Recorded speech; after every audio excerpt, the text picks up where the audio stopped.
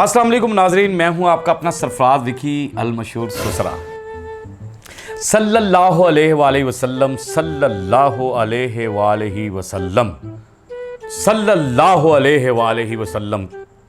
यानी मिठास ही इतनी है इस दुरूद पाक में। यानी दुरूद पाक जब आप पढ़ते हैं तो सल्लल्लाहु अलैहि वसल्लम, यानी दुरूद पाक जब आप पढ़ते हैं, कोई भी दुरूद पढ़ते हैं, तो उसमें मोहब्बत और आपके अंदर की रूह जो है वो इतनी खुश और पुरसकून हो जाती है कि मैं समझता हूँ कि मेरी तो हो जाती है और हर ईमान वाले की ऐसे ही होती होगी जो दुरूद पाक का ज़िक्र करते हैं। और जिस तरह से हमारे अल्हम्दुलिल्लाह अल्हम्दुलिल्लाह अल्हम्दुलिल्लाह कि हम कलमा गो लोग हैं और हम सब दुरूद पाक पर ईमान रखते हैं और दुरूद पाक का जिक्र करते हैं और करते रहें और दुरूद पाक को पढ़ते रहें हमेशा। चलें प्रोग्राम की तरफ बढ़ते हैं। प्रोग्राम में आज मैं आपको कुछ ऐसी चीज़ें दिखाना चाह रहा हूँ कि सियासतदानों में आपस में बड़ी मज़ाहिया बातें भी हो जाती हैं। यानी मज़ाहिया बातें क्या होती हैं, मेरी वो बड़ी पसंदीदा लीडर ज़रताज गुल साहिबा जो हैं वो अख चक पा के गल करते हैं। यानी दलेर लीडर के आंखों में आंखें डालकर आई कांटेक्ट ना हो तो उनको वो बात करने का मज़ा नहीं आता। लेकिन यहाँ आई कांटेक्ट भी है और बात भी धड़ल्ले वाली हो रही है। दिखाइएगा ज़रा। टेक्सला ने एटीएम मशीन तोड़ी है। हाँ, उसकी मैं गारंटी नहीं दे सकता। एटीएम मशीन तोड़ी है इन्होंने? नहीं, तोड़ने का तो नहीं, ये कैसे तोड़ सकती हैं? क्या पता वो पैसे से निकाल ली हो। हर एक को अपनी तरफ समझा रहा है।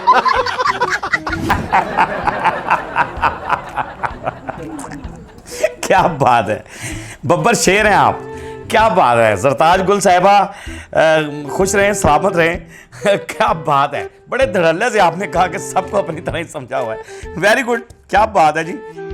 अच्छा, कुछ चीज़ें ऐसी भी होती हैं कि देखिए, मैं समझता हूँ कि मासूम जो बच्चे होते हैं ना वो फरिश्ते होते हैं। बच्चे जो होते हैं वो फरिश्तों की मानिंद होते हैं क्योंकि उनके अंदर वो समझ बूझ उतनी वो नहीं होती है, यानी वो मिच्योर नहीं अभी होते। तो बच्चे जो मासूम होते हैं ना, जो उनकी ज़ुबान से निकलता है लफ्ज़ जो निकलता है वो सच्चा ही होता है। और मेरे ख्याल से मासूम बच्चों की जो बात होती है, यहाँ एक मासूम बच्ची है और एंकर उससे सवाल भी कर रहा है और बड़ा करने की कोशिश भी कर रहा है। दिखाइएगा पहले, उसके बाद कमेंट्स करते हैं। नहीं, वो आटा खराब होता है।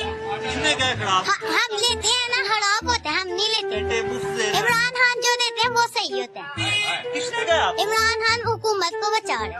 अल्लाह ने इमरान खान को कामयाब किया है। वो तो वजीर आज़म है। नहीं है, नकली है। नहीं है, आप कहते होगे इमरान खान वजीर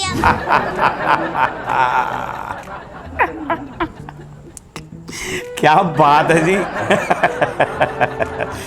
ये इमरान खान की मोहब्बत में बच्ची वो कह रही है, हालांकि उस बच्ची मासूम को ये भी नहीं पता कि इमरान खान साहब अभी जेल के अंदर बैठे हुए हैं और यहाँ वो अभी मौजूद नहीं है सीट पर या क्या कुछ नहीं है। लेकिन उसकी मोहब्बत देखें, उसका प्यार देखें कि वो कह रही है कि जो शहबाज शरीफ साहब आटा देते हैं वो ख़राब होता है और जो इमरान खान साहब आटा देते हैं वो सही होता है। वो दो नंबर वो कहते हैं, वो एंकर ने कहा वो ये वज़ीर कहता है आप कहते ही आपका होगा, आप कहते रहे, हमारा तो नहीं है। जो भी उस बच्ची ने बोला मैंने आपको क्लिप के अंदर दिखाया है। बहरहाल मेरे लिए तो शहबाज शरीफ साहब भी काबिल एहतराम है, इमरान खान साहब भी काबिल एहतराम है, लेकिन ये मासूम बच्ची का मोहब्बत है, ये मासूम बच्ची का प्यार है कि ये उसके दिल से निकल रही है आवाज़। यानी उसकी दिल से आवाज़ ये निकल रही है। उसको किसी ने पढ़ाया नहीं है, कोई स्क्रिप्ट नहीं दिया हुआ, कोई लिखा हुआ उसके हाथ में नहीं है कि वो पढ़ कर कह रही हो, लेकिन वो जो बोल रही है। तो मासूम ज़ुबानें जो होती हैं, मासूम बच्चे जो होते हैं, हमने बुज़ुर्गों से हमेशा सुना है कि वो फरिश्ते होते हैं और फरिश्ते ही ये मासूम बच्चे हैं ना, हमारे लिए तो फरिश्ते ही हैं। हमारे भी जो घर के मासूम बच्चे हैं वो भी हमारे लिए फरिश्ते हैं। जो वो हमें कह देते हैं ना पापा, जो बात वो करते हैं तो हमें बड़ी हंसी आती है, बड़ा मज़ा आता है और हमें सुकून मिलता है कि देखो इनकी ज़ुबान से ये लफ्ज़ निकल रहा है। अच्छा, यहाँ खान साहब की मोहब्बत ये तो है बच्ची की, लेकिन यहाँ एक और चीज़ है कि सिर्फ मास्क कभी बाहर आया है। दिखाइएगा ज़रा।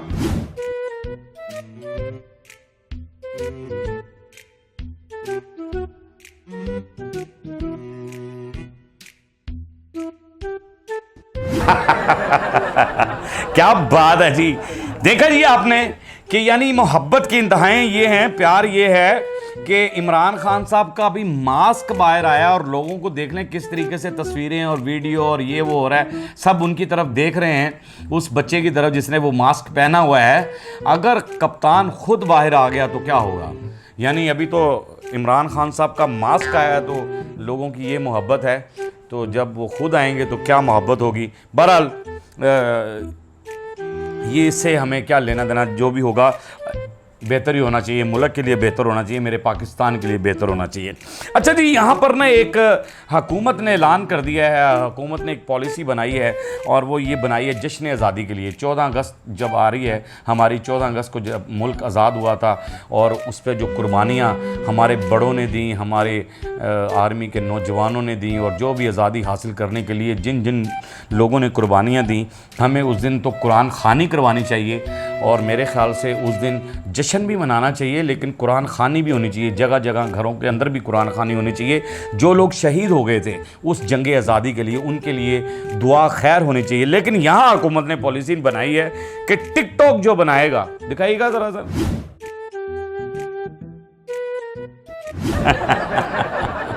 देखा जी आपने, यानी कि जश्न आज़ादी पर, जश्न तो मनाते हैं, सब मनाते हैं जश्न, और 14 अगस्त मेरे ख्याल से इस तरीके से आज़ादी का जश्न मना रहे होते हैं कि सलेंसर, वो मोटरसाइकिलों के अंदर से ना वो निकाल देते हैं सलेंसर और पाँ के, यानी ये बता रहे होते हैं कि आपने हमें आज़ाद क्यों किया, अभी हम तो यूँ करेंगे। अब ना किसी को बेचारे को देख रहे होते हैं कि कोई हार्ट का पेशेंट है या कोई अंदर मरीज़ है या कुछ भी है, लेकिन जश्न जश्न ही होता है। आज़ादी का जश्न तो कमाल होता है, मनाना चाहिए। और जश्न आज़ादी हमने बड़े भरपूर अंदाज से हमेशा मनाई है, और ये जब से भी 75 सालों से हम बड़े अच्छे तरीके से जश्न आज़ादी मना रहे हैं। लेकिन अब की दफ़ा जो हुकूमत ने पॉलिसी निकाली है, ये हैरानकुन बात है कि 4 करोड़ रुपया उस पर खर्चा हो रहा है। टिकटॉक बनाने का मुकाबला करवाया जा रहा है कि जी जो अच्छा टिकटॉक बनाएगा, और 1 लाख रुपया उस पर इनाम रखा है। सिर्फ 1 लाख रुपये इनाम है और 4 करोड़ रुपया खर्चा हो रहा है। क्या ज़रूरत है 4 करोड़ खर्चा करने की, ये मुकाबला कराने की, और 1 लाख रुपए इनाम देना है? बात ये होनी चाहिए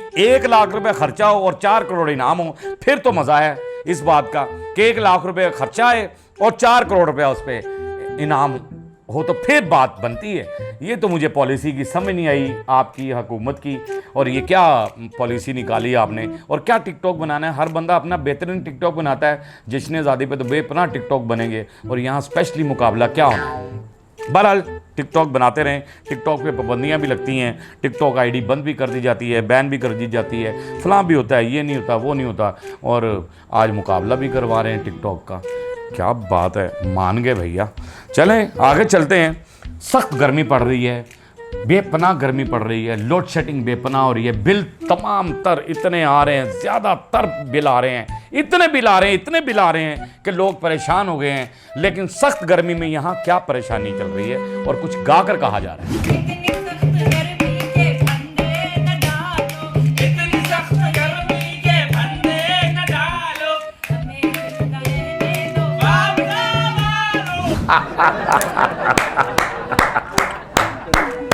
क्या बात है,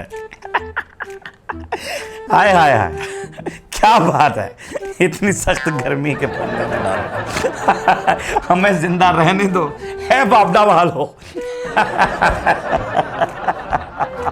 एक गाना मैंने वो याद आ गया मुझे, टिकटॉक पे भी है, वो भी गाना चल रहा है कि अपना घर छड़ के मलंग बन जावा, क्योंकि बिजली के बिल इतने आ गए तो फिर मलंग बनने में फ़ायदा है कि दरबारों पे जाकर बैठ जाएं और फिर बिजली के बिलों से भी बचें और मलंग भी हो जाएं, अल्लाह अल्लाह करें, सारे निकल जाएं घरों से सब।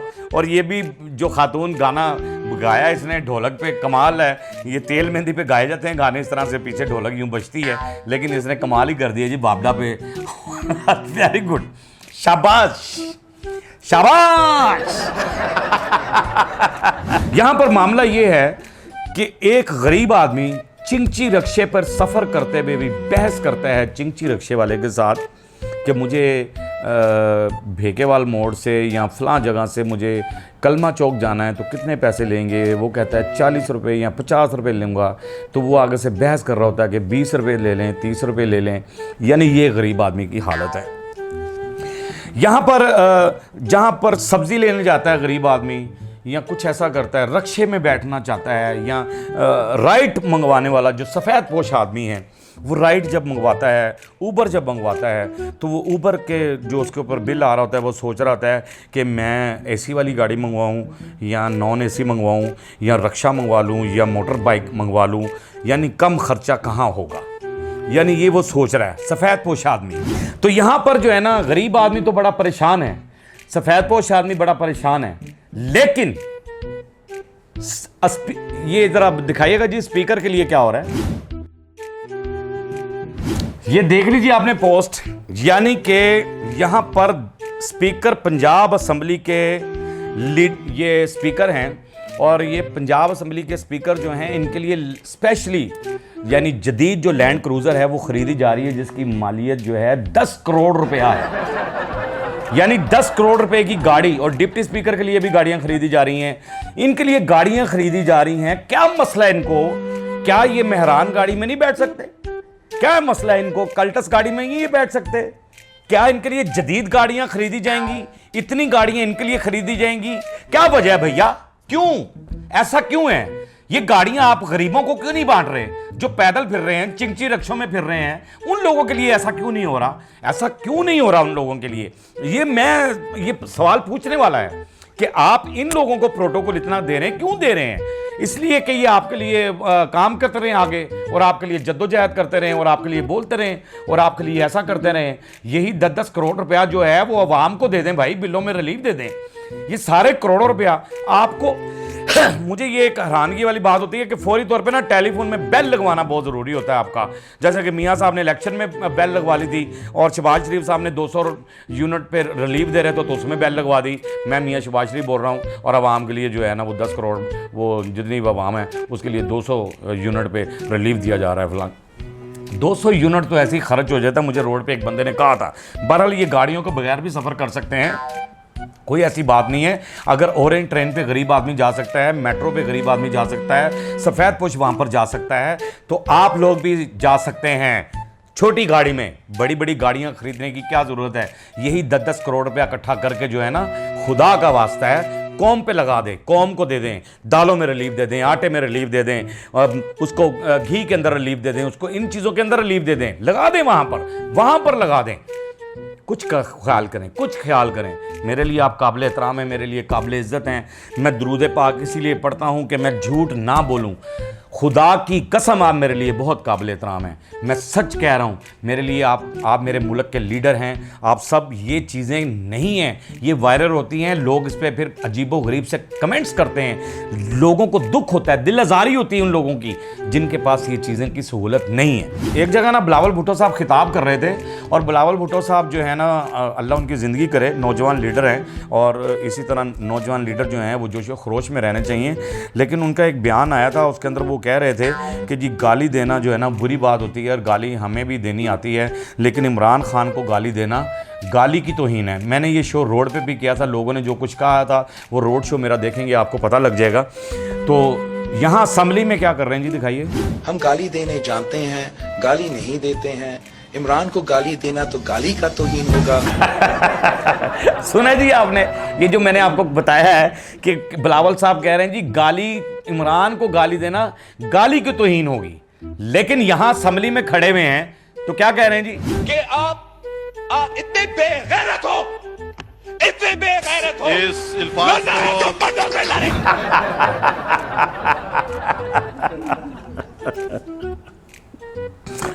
हाथी के दांत दिखाने वाले और खाने वाले और, क्या बात है? एक तरफ कहते हैं कि गाली देना सही बात नहीं और गाली की तौहीन है, और यहाँ पर आप गाली दे रहे हैं असम्बली में खड़े हुए। कैसी बात है यार, ये बगैरत और तौबा नाउज़ुबिल्लाह। बहरहाल छोड़े, मैं अपने मुंह से क्यों कहूँगा, मुझे नहीं कहना। ये भी एक गाली ही होती है, और चलें बहरहाल छोड़ें, जो भी है बिलावल साहब जाने और उनका काम जाने, बाकी अल्लाह जाने, क्योंकि रब देख रहा है। जब वो सब कुछ देख रहा है मेरा मालिक, तो हम भी देखते रहें, कोई ऐसी बात नहीं भैया, हम भी देख रहे हैं, आप भी देखें कि मेरा रब है। जितनी सख्त गर्मी पड़ रही है, हबस जितनी हो रही है, जितना कुछ हो रहा है, बारिश तक नहीं हो रही, बारिशें होती हैं फिर उसके बाद हवस हो जाती है। ये भी अल्लाह की तरफ से एक अज़ाब है, इतनी सख्त गर्मी का पड़ना। और ये समझ में आ जाना चाहिए कि हमारे अमाल अच्छे नहीं हैं, हम अल्लाह से दूर हो गए हैं, दीन से दूर हो गए हैं, इसलिए ये सारा कुछ हो रहा है। इन सारी बातों के बावजूद मैं ये कहता हूँ कि अल्लाह पाक आप सबको सलामत रखे, सेहत तंदुरुस्ती दे, हमारे सियासतदानों को भी अल्लाह पाक वो हिम्मत और ताकत बख्शे कि वो मुल्क को बेहतर लेकर जाएं। मैं इन सारी बातों के बावजूद कहता होता हूँ कि हमारा मुल्क जो है वो महफूज हाथों में है। पाक आर्मी के वो नौजवान जो सरहदों पे खड़े होकर हमारी ज़िंदगियों की हिफाजत कर रहे हैं, हमारी सांसों की हिफाजत कर रहे हैं, हमारी नींदों की हिफाजत कर रहे हैं, उस पाक आर्मी के नौजवानों को मेरा सलाम है, पाक आर्मी को मेरा सलाम है, पाक पुलिस को मेरा सलाम है जो ईमानदारी से ड्यूटियाँ कर रही है। वो पूरी पाकिस्तान की, पंजाब पुलिस हो या पूरे पाकिस्तान की पुलिस हो, उन सब पुलिस को मेरा सलाम है, उन वार्डन्स को मेरा सलाम है, पाकिस्तान को मेरा सलाम है और तमाम अदारों को मेरा सलाम है जो बेहतर डिलीवर कर रहे हैं, बेहतर काम कर रहे हैं। बहरहाल हमारा काम होता है आपको हंसाना, आपके चेहरे के आंसू चुराना। हंसते रहें, मुस्कुराते रहें, हंसी वाली ज़िंदगी गुजारें, कभी किसी की दिल आज़ारी मत कीजिएगा, इज़्ज़त दें, इज़्ज़त लें, मोहब्बत बांटें और मोहब्बत हासिल करें और परवरदिगार पर यकीन रखें क्योंकि सब ताकतें मेरे रब के अंदर हैं और वही सब कुछ कर सकता है। बेशक वही सब कुछ कर सकता है। और हमने आपके लिए व्हाट्सअप चैनल भी बनाया है, टिकटॉक भी बनाया है, फेसबुक भी बनाया है, उसे फॉलो कीजिएगा और जो कुछ मैंने ये कहा है सारा कुछ कमेंट्स बॉक्स में ज़रूर मुझे बताया करें। और थैंक यू वेरी मच, मेरे प्रोग्राम को आप लास्ट टाइम तक देखते हैं, बहुत शुक्रिया, और बड़ा लाइक करते हैं, बड़े अच्छे अच्छे कमेंट्स करते हैं, उसके लिए भी बहुत शुक्रिया। बहरहाल सब ताकतें मेरे रब के अंदर हैं और वही सब कुछ कर सकता है। मस्के चैनल को सब्सक्राइब करते रहें, लाइक करते रहें, कमेंट्स करते रहें और घंटी दबाना मत भूलिएगा क्योंकि ससुरा आपके साथ है और हमेशा आपके साथ ही रहेगा। अल्लाह हाफ़िज़।